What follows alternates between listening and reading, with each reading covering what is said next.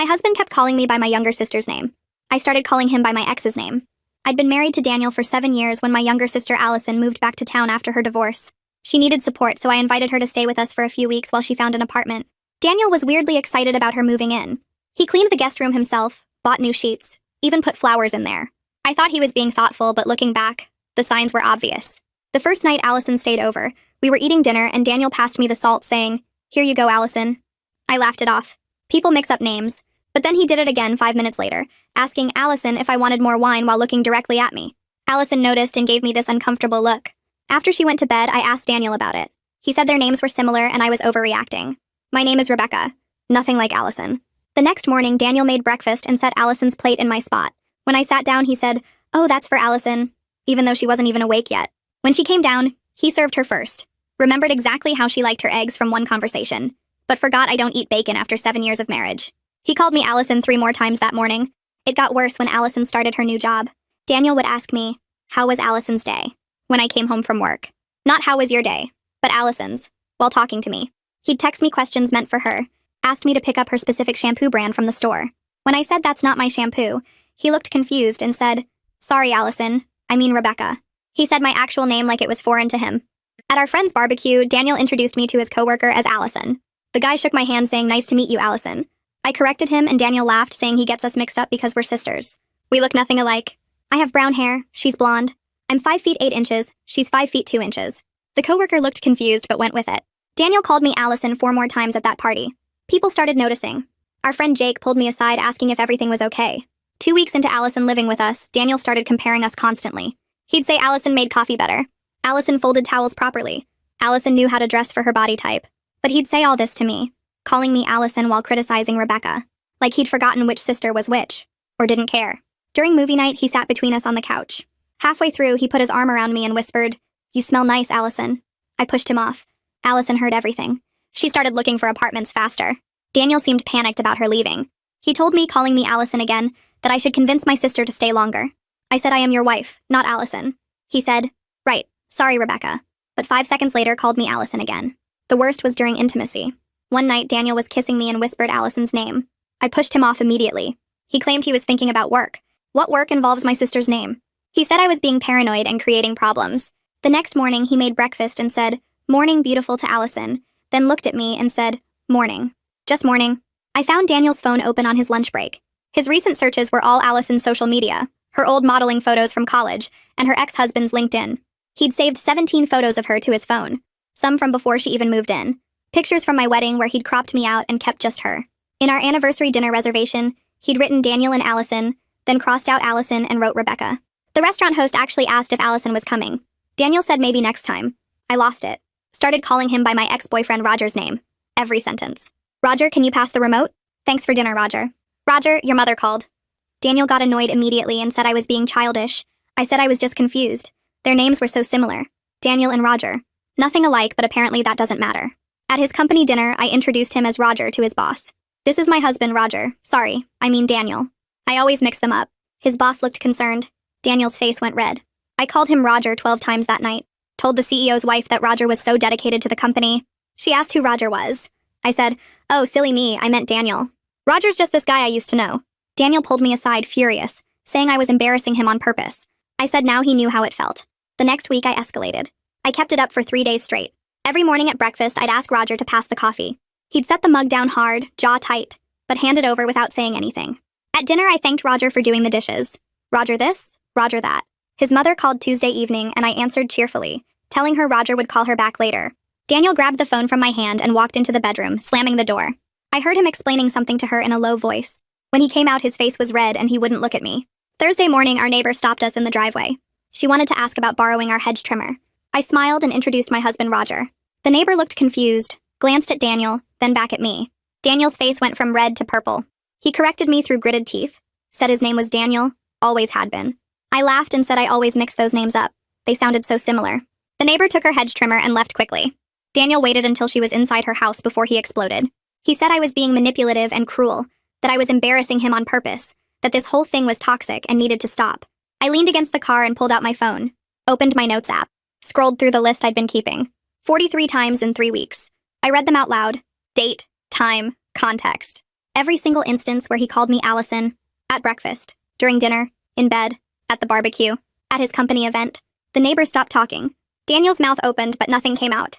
Allison found me in the kitchen that afternoon making coffee. She closed the door and leaned against it. Said she felt terrible about all this, that she never wanted to cause problems in my marriage, that maybe she should have stayed in a hotel instead. I told her this wasn't her fault. Daniel made his choices. She'd done nothing wrong. But I noticed she'd been apartment hunting every night on her laptop instead of watching TV with us. She'd started eating breakfast before Daniel woke up, avoided being in the same room alone with him. When he offered to help her with something, she'd make excuses or wait until I was there too. She had 3 apartment viewings scheduled for the weekend. Marshall called Friday evening while Daniel was at the gym, said he'd heard about the company dinner from mutual friends. People were talking. Daniel's boss had apparently asked someone if everything was okay at home. Marshall said Daniel's behavior at the barbecue had made everyone uncomfortable, the way he kept calling me Allison, the way he looked at my sister. He said he was glad I was standing up for myself even if my method was unconventional. We talked for 20 minutes. He offered to come over if I needed someone to talk to. I told him I was okay but appreciated it. When Daniel got home, he asked who I'd been talking to. I said Marshall. Daniel's face did that thing where his jaw tightened and his eyes narrowed. Asked what we talked about. I said the barbecue. He went to take a shower without another word. I started documenting everything in a real notebook instead of just my phone. Bought a small journal from the drugstore. Every time Daniel called me Allison, I wrote it down. Date, time, exact context, who else was present. Tuesday morning at 7:15 during breakfast while Allison was still asleep. Thursday at 6:30 while we were watching the news. Saturday afternoon at 2 when we were doing yard work. The list grew. By the end of week 4, I had 37 documented incidents. I counted them. Did the math. The pattern wasn't getting better. It was getting worse. Week 1 had 7 incidents. Week 2 had 9. Week 3 had 11. Week 4 had 10 so far, and it was only Saturday. Sunday evening, Daniel came home with flowers. Set them on the kitchen counter and said he was sorry. Said he'd try harder to get my name right. That he knew it was bothering me. That he didn't mean to hurt me. I put the flowers in a vase. We made dinner together. Sat down to watch a movie. Halfway through, he asked if Allison wanted more popcorn. I was holding the bowl. He was looking right at me. I pointed this out. He said he meant to ask if I thought Allison would want some when she came downstairs. She was in her room. 20 minutes later, he commented that Allison looked tired today. I was sitting next to him on the couch. Allison was still upstairs. I asked him what he meant. He got defensive. Said he was talking about earlier at dinner. I'd been at work during dinner. Allison had eaten alone with him. He got up and went to bed early. I found Daniel's phone on the charger Monday morning while he was in the shower. Wasn't snooping, just plugging mine in next to his. His screen lit up with a text notification. From Allison. I picked up his phone, opened their message thread. He'd been texting her directly, asking about her day, how her new job was going, whether she needed help moving furniture, making plans to help her pack boxes on Saturday without mentioning it to me. The messages were friendly, nothing inappropriate, but the secrecy bothered me more than the content. Why hadn't he told me he was texting my sister? Why make plans without including me? I took screenshots, sent them to myself, deleted the evidence that I'd done so, put his phone back exactly where it was. Allison came to me Tuesday after work, showed me her phone, Daniel's messages, said she'd been keeping her responses brief and professional, but she was uncomfortable with how often he contacted her. She'd respond with one-word answers or just thumbs-up emojis. He'd send 3 or 4 messages for every one of hers. She told me she'd found an apartment, signed the lease that morning, moving out in 2 weeks, way earlier than the original 6-week plan. She looked relieved when she said it. I hugged her, told her I understood. She said she'd still be in town, we could have lunch every week, but she needed her own space. Needed to not be the reason my marriage was falling apart. I checked our credit card statements Wednesday night while Daniel was asleep next to me. Scrolled through the charges from the past month. Found $347 in purchases I didn't recognize. Expensive coffee brand from the fancy store downtown. The kind Allison mentioned she liked once. New towels for the guest room in the exact color she'd said was pretty. A gift card to her favorite clothing store. Bath products in her preferred scent. All charged to our joint card. All things specifically for her. I took screenshots of everything. Added them to a folder on my phone labeled evidence. Went to sleep with my back to Daniel. Thursday morning, I confronted him at breakfast. Showed him the credit card statements on my phone. Asked him to explain $300 in purchases for my sister. He said he was just being a good host, that she was going through a divorce and he wanted her to feel welcome. I asked why he needed to buy her expensive gifts when she was only staying a few weeks. He said I was being paranoid and jealous, that I was making something innocent into something ugly. I pointed out he'd forgotten our anniversary last month. Didn't buy me flowers, didn't make a reservation, forgot completely until I mentioned it 2 days later. But he remembered Allison's favorite coffee brand after one conversation. He said that wasn't fair. I said it showed exactly where his priorities were. He left for work without finishing his breakfast. I spent the weekend avoiding Daniel. Stayed in the guest room Friday night. Saturday morning, he found me making coffee and said we needed to talk. He suggested marriage counseling. The words came out fast like he'd been practicing them. I looked at him standing there in his wrinkled shirt and messy hair. He probably thought a counselor would take his side. Tell me I was being crazy and jealous, making problems out of nothing. I said yes immediately. Daniel looked surprised. I wanted a professional to hear how often he called me by my sister's name. Wanted someone objective to witness what was happening. We sat at the kitchen table and Daniel found a counselor online. Portia Frost. She had good reviews and an opening next week. He made the appointment while I watched. Clicked through the forms and entered our information. His hands shook a little when he typed. The appointment confirmation came through on his phone. Tuesday at 4. Daniel said this would help us work through things. I didn't respond. Just took my coffee back to the guest room and closed the door. Tuesday afternoon, I pulled out the notebook I'd been keeping. Counted 37 times Daniel had called me Allison in 4 weeks. Dated each incident. Noted the context. What we were doing. Who else was present. I put the notebook in my purse. Daniel came home from work early. Changed into nicer clothes. We drove to Portia's office in silence. The building was downtown near the courthouse. 3rd floor office with beige walls and comfortable chairs. Portia greeted us at the door. Mid-50s with gray hair pulled back. Calm expression. She gestured to the couch and sat across from us in an armchair. Asked us to explain why we were there. Daniel started talking about communication issues. How we'd been struggling lately. How my sister moving in had created some tension. He made it sound so reasonable. Like normal marriage problems. Portia turned to me. Asked for my perspective. I pulled out the notebook. Read off the first 10 incidents. The dates, the contexts, the pattern. Daniel's face went pale. I kept reading.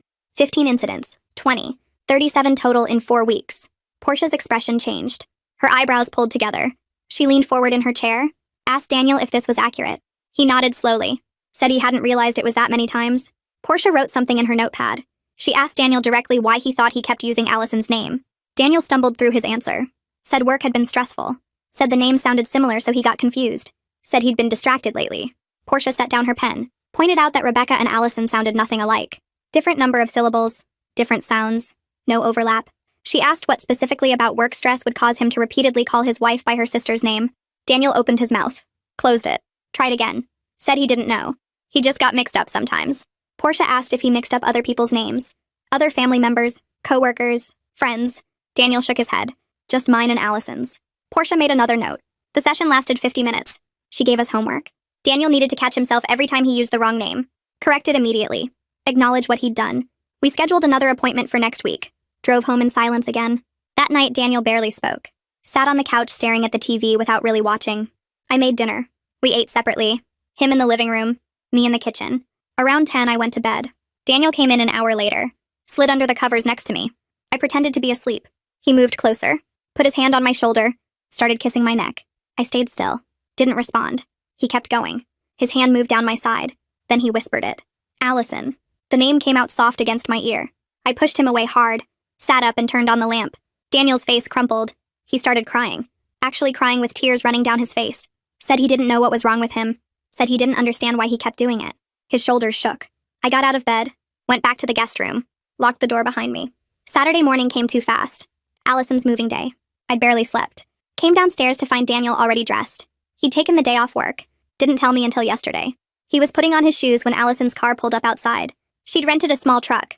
Daniel practically ran out the door. I followed slowly. Watched him greet her with a huge smile. The first real smile I'd seen from him in days. He grabbed boxes from the guest room. Carried them down the stairs 2 at a time. Made jokes about how much stuff she'd accumulated. Allison laughed. That easy laugh she'd always had. Daniel lit up every time she did. They worked together loading the truck. Daniel knew exactly where each box should go. Organized everything perfectly. Talked about the best route to her new apartment. Whether she needed help unpacking. I stood in the doorway holding one small box. Watching my husband show more energy and enthusiasm than he'd shown me in months. More than he'd shown for our anniversary. More than he'd shown for anything involving us. The truck filled up. Daniel closed the back door. Told Allison he'd follow her to the new place. Help her unload. I said I wasn't coming.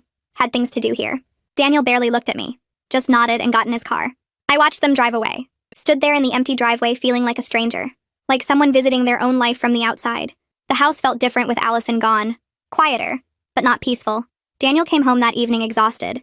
Said the apartment was small but nice. Said Allison seemed happy to have her own space. Then he started. Asked if I thought the apartment was too small. Whether she could afford it on her new job salary. If she had enough furniture. Whether she'd be lonely living alone after her divorce. He went on for 20 minutes. Every sentence about Allison. How she was doing. What she needed. Whether we should check on her more often. I made dinner while he talked. Set the table. Sat down to eat. Daniel kept going. Said maybe we should invite her over for dinner next week. Make sure she was settling in okay. I put down my fork. Told him Allison was fine. She was a grown woman who'd been married before. She could handle living alone. Daniel looked hurt, said he was just being concerned. I said he was obsessed. He denied it. But the next morning he brought her up again at breakfast. And that afternoon, and before bed. Tuesday night I woke up to light from the hallway. Checked the clock. 2 in the morning. Got up and found Daniel on the couch with his phone. The screen brightness lit up his face in the dark. I walked closer. Saw Allison's social media on the screen. He was scrolling through her photos, stopping on certain ones, zooming in. I asked what he was doing. Daniel jumped, nearly dropped the phone. Said he was just checking that she was okay, making sure she'd posted recently so he knew she was safe. I pointed out that checking someone's social media at 2 in the morning wasn't normal concern. That was obsession. Daniel got defensive. Said I was overreacting again, making everything into a problem. But his hands were shaking. He closed the app, went back to bed. I stayed on the couch, stared at the dark ceiling. The behavior was getting scary now, not just hurtful, actually scary. Marshall showed up Wednesday afternoon with coffee. Said he'd been worried since the company dinner. Wanted to check in. We sat at the kitchen table and I told him everything. The counseling session, the notebook with 37 incidents, Daniel taking off work for Allison's move, the 2 in the morning social media checking. Marshall listened without interrupting. When I finished, he was quiet for a minute. Then he said gently that Daniel might need individual therapy. Not just marriage counseling. That this level of focus on one person wasn't normal. Wasn't healthy. He said it reminded him of his brother who'd developed an unhealthy attachment to a coworker. Needed professional help to work through it. I asked what happened with his brother. Marshall said it took months of therapy, but he eventually worked through it. Got better. I nodded. Felt something loosen in my chest. Having someone else say Daniel's behavior wasn't normal helped. Made me feel less crazy. That night I told Daniel he needed to see a therapist on his own. Not just our marriage counselor. Someone who could help him figure out why he was so focused on my sister. Daniel started to argue. Said he wasn't obsessed. I cut him off. Said if he didn't make an appointment by Friday, I was moving out temporarily. Going to stay with Marshall until Daniel got help. Daniel's face went white. He asked if I was serious. I said completely serious. I couldn't live like this anymore. Couldn't be in a marriage where my husband was more concerned about my sister than about me. Where he called me by her name during intimate moments. Where he checked her social media at 2 in the morning. Daniel sat down hard on the couch. Put his head in his hands. Finally said okay. He'd find a therapist. Make an appointment. He looked genuinely scared. Like he was just now realizing I might actually leave. That this wasn't something he could smooth over or explain away. Daniel found a therapist Thursday morning. Someone Portia recommended. Made an appointment for the following week. Started going twice a week. Individual sessions just for him. After a month, Portia asked us both to come to one of her sessions. Said Daniel had made some progress she wanted to discuss with both of us present. We sat in her office again. Same beige walls. Same comfortable chairs. Portia asked Daniel to share what he'd been working on. Daniel took a breath. Said he'd been comparing me to Allison constantly. Not just with names, but with everything. How we looked. How we acted. What we were good at. He said he felt guilty about it. Knew it wasn't fair to me. Knew it was damaging our marriage. It was the first time he'd been really honest about the problem. Actually admitted what he was doing instead of making excuses. But when Portia asked why it started, he couldn't explain. Just said he didn't know. Couldn't pinpoint when or why Allison became such a focus. I sat there listening. Felt tired more than anything else. Tired of being second choice in my own marriage. Tired of fighting for my husband's attention. Tired of wondering if this would ever really get better. I wrote out my boundaries on notebook paper that night. 3 rules. No contacting Allison without telling me first. No looking at her social media. Correct himself immediately every time he used the wrong name. Daniel sat across from me at the kitchen table reading my list. He nodded slowly. Said he could do that. Said he would try harder. The first week he broke all 3 rules twice. Texted Allison asking if she needed help assembling furniture. Checked her Instagram at lunch. Called me Allison when asking about dinner plans, then just kept talking like nothing happened. I showed him the list again. Reminded him about the immediate correction part. He apologized. Said it was harder than he thought. Breaking 7 years of habits. I pointed out he'd only been obsessed with my sister for 2 months, so what 7-year habit was he talking about? Daniel went quiet. The second week was slightly better. He told me before texting Allison about a package that got delivered to our house by mistake. Caught himself halfway through calling me Allison and corrected it. But I found his phone open to her Facebook profile anyway. When I confronted him, he said he was just making sure she was settling in okay. I asked why he needed to check her photos to know that. He had no answer. Allison texted me 3 weeks after she moved out asking if I wanted to get lunch. Just us. No Daniel. I met her at a cafe downtown on Saturday. She looked good. Less stressed than when she lived with us. We ordered sandwiches and coffee. She started apologizing again before our food even arrived. Said she felt terrible about everything. About Daniel's behavior. About the strain on my marriage. I cut her off. Told her for the 100th time that none of this was her fault. She didn't ask Daniel to obsess over her. Didn't encourage his behavior.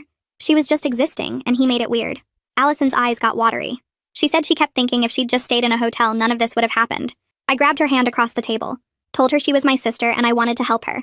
Daniel's issues were his to fix, not hers to prevent. We talked for 2 hours. About her new job, her apartment, her plans to start dating again eventually.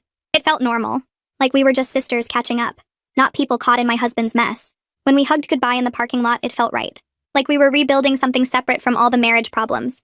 3 months passed. Daniel was down to calling me Allison once or twice a week instead of multiple times every day. Progress technically, but still not normal. Still not what a marriage should be. I watched him catch himself mid-sentence. Saw the concentration on his face when he said my actual name, like he had to actively remember who I was, who he married. It exhausted me. The constant monitoring. Checking if he'd looked at Allison's social media. Listening for him to slip up with names. Wondering if this was just who we were now. A husband who had to work not to call his wife by her sister's name. A wife who had to police her husband's every word and action. I lay awake some nights trying to decide if I could live like this forever. If this counted as a marriage worth saving. Daniel was trying. Going to therapy. Following most of the boundaries most of the time. But trying shouldn't be this hard. Saying your wife's name correctly shouldn't require active effort after 7 years together. Portia scheduled an extra session to talk about long-term planning. We sat in her office. Same beige walls. Same comfortable chairs that had witnessed months of our problems. She pulled out a folder with papers. A structured plan she'd created. Continued therapy for both of us. Monthly check-ins about boundaries and progress. Honest conversations about expectations. She looked at both of us seriously. Said our marriage had permanent damage. Said some of that damage might never fully heal. Asked if we understood what that meant. Daniel shifted in his seat. Said he understood. Said he'd keep working on it. I nodded. Said I understood too. Portia asked how I felt about staying in the marriage knowing it might never be completely repaired.